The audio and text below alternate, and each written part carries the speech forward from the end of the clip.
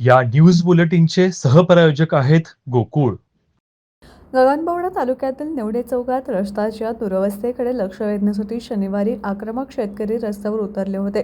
तालुक्यातील तब्बल 500 ते 600 आंदोलक शेतकरी, महिला, युवक मोठ्या संख्येने जमा झाले होते. पन्हाळा तालुक्यातील परखंदळे, आतकेरवाडी, पनोरे आदी गावातून शेकडो आल्यानं चौक गजबजून गेला. राष्ट्रवादीचे प्रकाश पाटील यांनी रस्त्यावरील खड्ड्यांमुळे 10-15 अपघात झाले आहेत.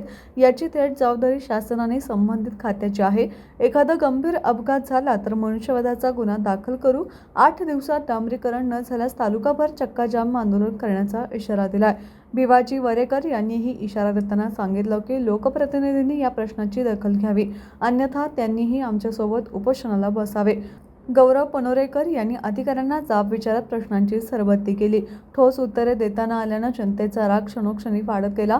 आंदोलनावेळी बंकट थोडगे, शिवाजी राऊत या नेत्यांनी आक्रमक मनोगत व्यक्त केलं. शब्बीर नात्रे, रणजित डाकवे, शरद पवार, प्रकाश जाधव, अमित भोसले, महादेव पाटील, विष्णू पाटील, दिलीप पाटील, मांडुकलीचे युवराज पाटील आदी मान्यवर उपस्थित होते. संपदा प्रकाश पाटील, मंगल पाटील विद्यार्थिनींनी निवेदन सादर केलं. शेतकरी, महिला आणि तरुण वर्गाचा प्रचंड उत्साह लक्षवेधी ठरला.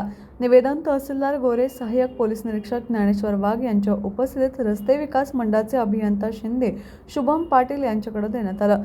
समाधानकारक उत्तरे न मिळाल्याने शेतकऱ्यांचा आक्रोश चौकभर घुमला. या आंदोलनात टीव्ही नेक्स्ट मराठी चॅनलचा विशेष उल्लेख करण्यात आला. टीव्ही नेक्स्ट मराठीसाठी गगनबावड्याहून महादेव कांबळे.